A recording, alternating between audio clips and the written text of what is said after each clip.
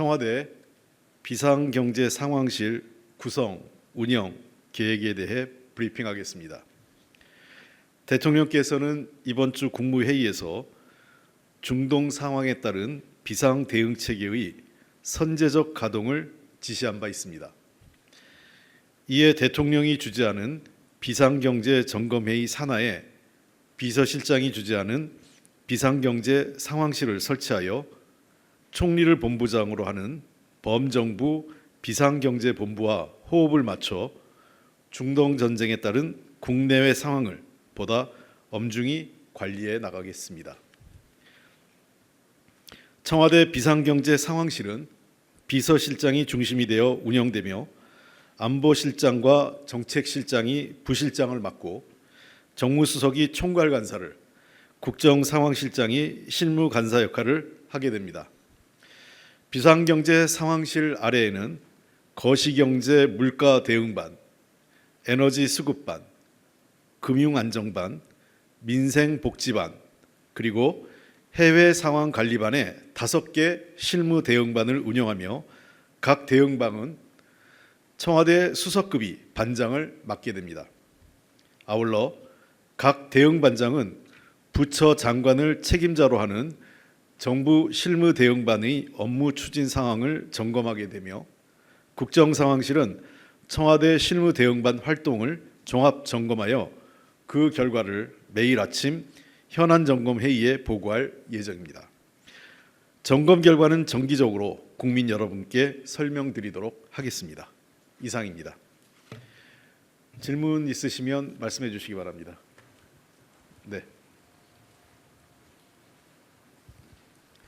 네, 아시아투데이 박영훈 기자입니다. 그럼 이번에 비상경제본부 관련해서 5개 대응반을 구성하셨는데 에너지 수급 불안이 물가, 민생 등에 영향을 미치는 요인 중 하나로 꼽히는 만큼 정부 내부에서도 에너지 대응을 다른 대응의 전제 변수로 보고 있는지 아니면 그 5개 대응반을 병렬적으로 보고 있는지 여쭙습니다. 글쎄요, 이게 일단 조직 구도상으로는 5개 반이 병렬적으로 이루어져 있습니다. 그러나 다만 어쨌든 방금 기자님께서 질문하신 것처럼 기본적인 저희의 가장 중요한 핵심적 고려사항이 에너지 수급 관계이기 때문에 아무래도 에너지 수급을 중심으로 해서 나머지 그 대응반이 대응책을, 대응 방안을 구성하도록 운영되지 않을까 생각됩니다. 네.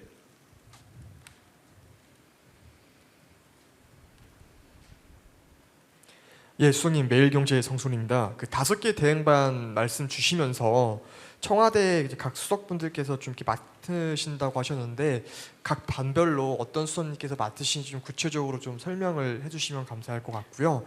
네. 그리고 좀 두 번째로 여쭤보고 싶은 거는 사실 추경 얘기가 좀 많이 나오고 있는데 그럼 여기서도 당연히 추경 관련한 논의도 좀 이루어지는 건지 그 부분 여쭙고 싶습니다. 네, 먼저 추경 관련 답변부터 말씀드리겠습니다. 이 단위에서 추경을 논의하지는 않습니다. 추경은 죄송합니다. 추경은 그 재정당국을 중심으로 해서 지금 실무 작업이 진행되고 있기 때문에 조만간 확정되는 대로 국무회의에 보고될 예정입니다. 대응반을 구성을 말씀드리면 거시경제 물가 대응반은 경제성장 수석이, 에너지 수급반은 역시 경제성장 수석, 그리고 금융안정반 역시 경제수석을 맡게 됩니다. 민생복지반 같은 경우는 사회수석이 맡게 되고 해외상황관리반 같은 경우는 안보 3차장이 맡게 됩니다. 예. 네, 이상입니다.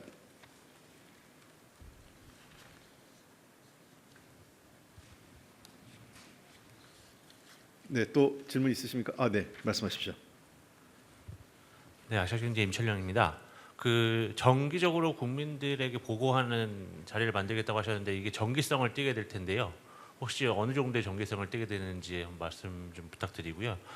아까 잠깐 설명을 해주셨지만 국정상황실에서 매일 일정한 보고가 올라가고 회의가 이후에 진행이 될 텐데 이 회의 체계에 대해서 또 얼개를 좀 소개를 해주셨으면 좋겠습니다.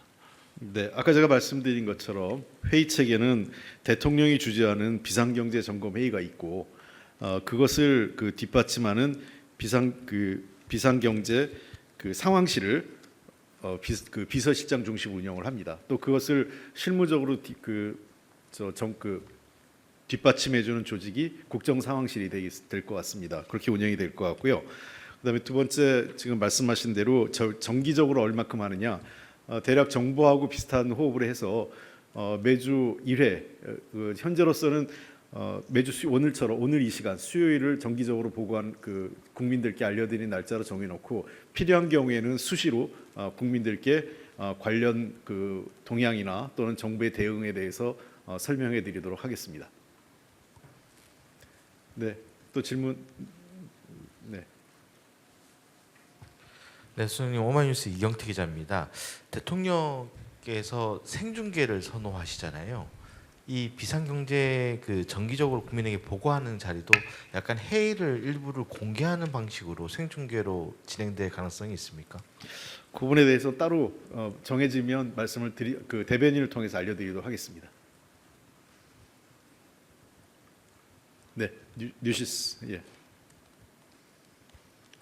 네, 수석님 뉴시스 김민호입니다. 아까 추경 질문에서 추경은 이제 마련되는 대로 국무회의에 보고될 예정이라고 말씀하셨는데 당장 다음 주 국무회의에 좀 보고될 수 있는 상태인지 뭐 정기 국무회의에서 다뤄질지 아니면 임시 국무회의도 검토 중이실지 질문드립니다. 재정당국에서 발표할 예정인데 일단은 다음 주 정기 국무회의에서 화요일날 예정된 국무회의에서 관련된 의결을 할 예정으로 있습니다. 다만 이것은 확정되어 있는 건 아니고 재정당국이 준비되는 상황에 따라서 다소 유동적이긴 합니다만 일단 다음 주 화요일 국무회의를 목표로 하고 있습니다. 예, 이제 더 예, 맨 뒤에. 예, 부산일보 박석호 기자입니다. 저기 이제 중동 사태 관련해서 비상 경제 상황실까지 구성하고 갈수록 이제 대응 수위가 높아지고 있는데요.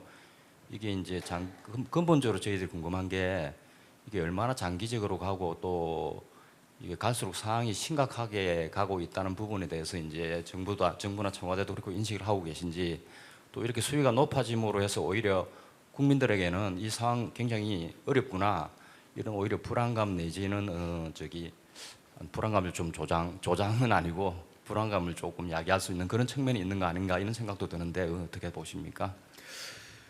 중동 전쟁 상황을 저희가 쉽게 판단하기는 어려울 것 같습니다. 아무래도 이것은 현재 전쟁을 치르고 있는 미국, 이스라엘 그리고 이란 등이 어떻게 향후 대응하고 결정할지에 따라서 결정이 날 것으로 생각됩니다. 당초 예상했던 대로 저희 정부는 최소 3개월 그리고 길게는 6개월 정도까지 염두에 두면서 다양한 시나리오별 대응 방안을 준비하고 있습니다. 아울러서 정부의 이런 대응 방안 그리고 수위를 높여가는 대응 체계는 그만큼 상황이 국내외 경제에 미치는 상황이 간단치 않은 것으로 보이기 때문에 그렇습니다. 이미 일부 외신에서도 보고되는 것처럼 전쟁이 완료된다, 전쟁이 끝난다 하더라도 이후에 에너지 수급 동향, 특히 원유를 중심으로 한 에너지 수급 동향이 정상화되기까지는 한 4개월여의 시간이 필요하다는 것이 일부 외신을 통해서 나오고 있는 평가입니다. 그런 등등을 감안할 때 상당히 국내에 미치는 영향이 장기화될 것이고 피해는 조금씩 커질 것으로 보입니다. 다만 국민 여러분들께 다시 한번 말씀드리지만 정부의 정책과 조치를 신뢰하고 따라 주십시오. 청와대와 정부는 국민들의 피해를 최소화할 수 있도록 최선의 노력을 다하고 있습니다. 불필요하게 전쟁에 따른 위기를 확대하고 조장할 필요는 없겠지만 다만 국민들과 함께 이 위기를 극복하고자 하는 것이 이재명 정부의 방침입니다. 따라서 정부를 믿고 정부와 함께 이 어려운 시기를 극복해 줄 것을 국민들께 부탁드립니다. 이제 이상이 더 질문할 거 없으시면 마치도록 하겠습니다. 고맙습니다.